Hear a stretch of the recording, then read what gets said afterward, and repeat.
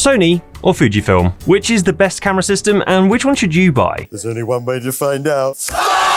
Well, as somebody who has shot with and owned a whole range of Sony and Fujifilm cameras over the last few years, I do think that both systems, broadly speaking, are great, but they do certainly have their own list of pros and cons. And in this video, we're going to be running through those lists so that hopefully you have a better understanding of which system is best for you. So first up, we do need to talk about sensors and camera options in general, because Sony and Fujifilm have both adopted their own very different strategies. For example, while Sony currently make both APS-C and full-frame camera bodies, Fujifilm does not make full-frame cameras at all and has instead set its sights entirely on dominating the APS-C market. So what does this mean? Well, for most people, not a huge amount, because broadly speaking, APS-C cameras are more than capable for every level of photography, right the way from beginners to professionals. However, the advantage of opting for Sony over Fuji is that you do at least have the option to switch to a full-frame camera should you want to in the future without having to switch to a completely different brand with different handling, different build quality and menu systems. Though, something to note is that Sony's APS-C range has somewhat been neglected over the last few years with very few new releases, and it seems that Sony really is going all in on its full frame range of cameras. Now, I don't personally think that Sony will totally ditch this side of its operation, but at the very least it does mean that you will have less camera body options and maybe even lenses to pick from in the future compared to Fuji. Now, on the opposite side of things, if you opt for a Fuji camera, you are going to be somewhat locked into using APS-C size cameras indefinitely. Unless of course you don't mind the hassle of selling up all of your lenses, accessories and jumping ship to a different full frame camera brand at a later date. Now I'm sure there's plenty of you screaming at the TV right now telling me that Fujifilm do make their own range of medium format cameras too, which is true, and they include sensors that are larger than full frame. Though these are serious professional level cameras which are considerably more expensive than either of these two options and use an entirely different lens system altogether, which means for most people who are considering buying their first camera, they're probably not a viable option. But anyway, that leads us nicely onto the next topic of discussion, which is lenses. Now obviously each of these brands will use their own bespoke lens mount. Sony uses E-mount and Fujifilm use X-mount. And broadly speaking, both of these lens mounts provide a decent range of both native and third-party glass to choose from, so really there's not a wrong answer here. Though there are a few nuances that we should very quickly touch on. Firstly, and I am getting a little bit pedantic for a moment, Sony E-mount does technically offer the greatest number of lenses to pick from in total, and these days it seems that whenever a third-party lens manufacturer makes a new lens, it's almost guaranteed to be available in Sony E-mount at launch, whereas it's not always a given that a lens will be made available for Fujifilm X-mount, at least not right away. But on the flip side, native Sony glass can get very expensive, particularly the high-end full-frame G-Master lenses. On the black market, they usually go for around a testicle, 2 kidneys and part of your liver, whereas the smaller Fujifilm APS-C lenses are usually a little bit cheaper to buy, broadly speaking of course, but we'll talk more about pricing a little bit later on. For now though, we need to move on to talking about style and handling, because of course it should be pretty obvious that these cameras not only look very different, but they also operate and shoot quite differently too. Now don't get me wrong, at their very core, they both operate just like any other digital camera will, but the subtle differences in the handling certainly provide a different shooting experience, which may be the deciding factor as to which one of these is best suited for you personally. So, starting with Fujifilm, and obviously these cameras not only look beautiful, but as a result of them resembling the film cameras of yesteryear, most Fujifilm cameras tend to prioritize having lots of analog style buttons and dials, which means that altering the settings is a much more tactile experience. Now, I said most rather than all because some Fujifilm cameras, like the smaller XM and XA models, tend to have less dials and stuff going on, mainly because they are just much more smaller in size and have limited space for that kind of stuff, but also because they are predominantly or traditionally aimed at beginners. Either way, using physical dials instead of relying on on-screen menus may or may not be something that's appealing to you, depending on the type of person you are. For me personally, I actually prefer this means of shooting when I'm out taking personal photos, at least, because it means that I feel much more involved in the shooting process, and ultimately I just find it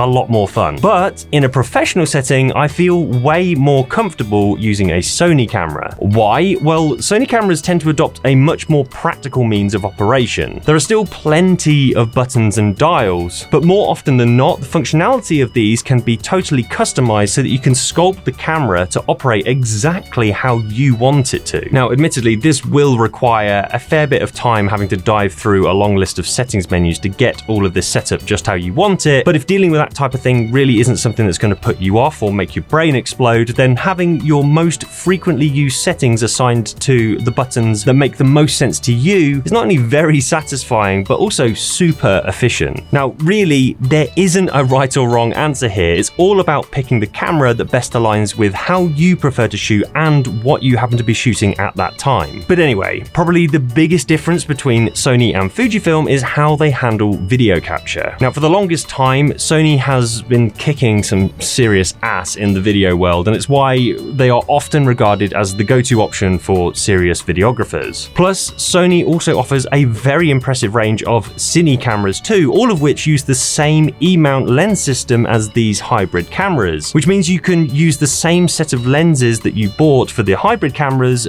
across your cine cameras, which just makes it way more flexible. Now, whilst once upon a time Fujifilm cameras were unapologetically photography first cameras, a lot of things have changed since then, and the company is very quickly becoming capable in terms of video capture too. For instance, the recently released XM5, which I've reviewed recently on this channel, offers a ton of high-end video features in a relatively small pocket-ish sized package, all for under $800, which is insanely impressive. And if you asked me a few years ago which of these camera systems would I go for as a videographer, the answer would have almost certainly been Sony, but these days it's a little bit tougher to call. Okay, who are we kidding? The answer is still probably going to be Sony. They're still quite a way ahead in terms of video specs and autofocus, but for hybrid shooters who mainly shoot stills but occasionally need to capture high quality video too, then the decision is certainly getting a lot tougher. Anyway, speaking of autofocus, this is another topic that tends to create a bit of a divide between Sony and Fujifilm. Now, I do need to preface this whole section of the video by stating that I am going to be making some pretty sweeping generalizations here, which is kind of unavoidable when we're talking about two camera systems that have been releasing mirrorless cameras for the best part of, well, 14 years. So do try to take what I say with a pinch of salt, and remember that no matter what branding is on the front of these things, each camera model will vary in terms of AF performance, so be sure to do your own research and make sure that the model that you're looking at offers the features, speed, and capability that you need for the job. But anyway, broadly speaking, modern Sony cameras are about as dependable and capable as you can get these days. And the advanced autofocus system on these newer models in particular is near faultless. So if you are somebody who values performance and accuracy above everything else, I really could not recommend the latest breed of Sony cameras enough. Now, that's not to say that Fujifilm cameras are a total pile of steaming dog crap, because they really aren't. Whilst these older Fujifilm cameras may not be as fast or accurate to lock onto targets, especially when shooting a moving target or capturing video, in recent years, Fujifilm has made serious strides with its AF technology, which means that the company is certainly gaining ground on Sony. But even so, if you ask just about any Fujifilm user, they will likely tell you that coming home with a handful of misfocused shots is still very much par for the course. Now, the hit to miss ratio is far from being horrific, but compared to the latest Sony cameras, it's fair to say that Fujifilm isn't quite at the same level.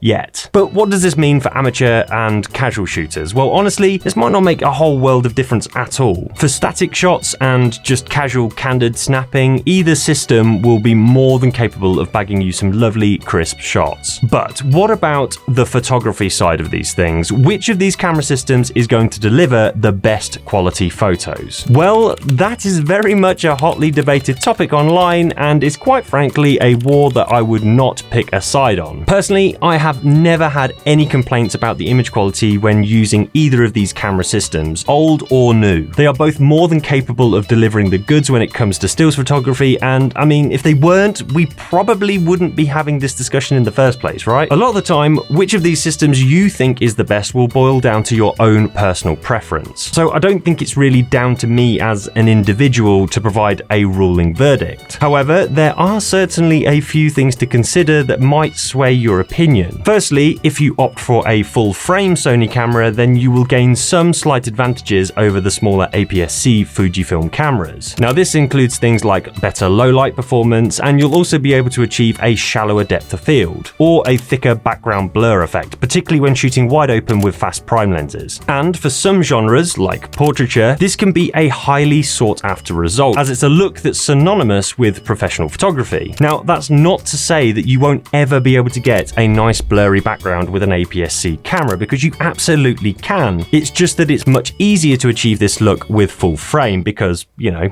physics. Anyway, the other thing to consider is the age of the camera that you're buying, particularly when it comes to Sony cameras. Now, Sony's color science has come on a long way over the last 15 years or so that they've been making mirrorless cameras, and most of the releases of the last 5 years produce very nice looking colors straight out of the camera. However, I've found that some older cameras tend to produce images with a slightly weird greenish tint to them, which makes skin tones look a little bit odd. Now, if you're shooting in RAW and you know how to correct for this, it's honestly really not a big deal in my opinion. But if you're someone who wants a camera that produces images that require less post-production work, then you really can't go all that wrong with a Fujifilm camera. Even the oldest models, like this thing, which is pretty old now, are well known for producing very nice natural colors despite being, you know, almost 10 years old now. Now, staying on the topic of reducing post-processing work, Fujifilm cameras also benefit from having film simulation modes. Now, if you don't know what these are, they basically allow you to capture beautiful looking JPEG images straight out of the camera, which have an almost film-like quality to them. These modes can be fine-tuned in the camera so that you can create your own personal looks, and there's even a thriving online community where photographers share their own latest film recipes so that you can try them out for yourself. Now, this is not only great for beginners who are maybe still getting to grips with using a camera but still want to end up with good-looking results, but also I personally really enjoy using these modes when I just want to go out and enjoy the experience of taking photos and don't really want the hassle and stress of having all that editing work afterwards. Plus, you can also capture RAW files alongside those JPEGs so that if you want to edit some of those shots that you've captured with greater flexibility at a later date, you can obviously do that. Now, in the spirit of fairness, I should also mention that you can actually achieve very similar film-like results using picture profiles on most Sony cameras. But in my opinion, this process isn't nearly as intuitive, and the community surrounding it is still very much up and coming. But I have seen photographers capturing some great results using these custom profiles, so it's certainly an option. Now, before we wrap this video up, we also need to quickly touch on price, but this is obviously a bit of a tough one because both of these companies offer such a wide variety of cameras at different varying price points, so I really can't categorically say which of these brands is the most affordable or the most expensive. Though, one thing I will say is that since there has been so much hype surrounding Fujifilm cameras online over the last couple of years, these things tend to be much more highly sought after and therefore can make them a little bit harder to get hold of. This demand has also caused the price of used Fuji cameras to increase too, and even the oldest models are now relatively expensive for what they are. Whereas on the other hand, some older Sony cameras that are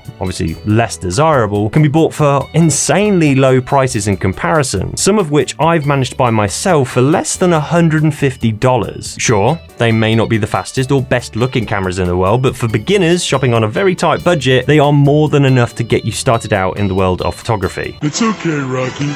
You go when you feel like it. So, I appreciate we have covered a lot of ground in a relatively short amount of time, and if after all of that you're still struggling to figure out which system might be best for you, then here's my take on things in a nutshell. Now, as I said right at the start of this video, choosing between Sony and Fujifilm should come down to your specific needs, preferences, and shooting style. If you're looking for a versatile system with the flexibility of both APS-C and full-frame options, Sony's lineup offers impressive performance for professionals and videographers who value benefiting from the most cutting-edge autofocus and video specs. On the other hand, if you're more into having a tactile shooting experience, capturing beautiful film-like colors straight out of the camera, and the option of having a more compact and portable ecosystem, then Fujifilm delivers unmatched charm and creative satisfaction. But at the end of the day, the best camera is the one that inspires you to pick it up and get out there and start creating. Or if you really can't decide, just buy the Panasonic S9 instead.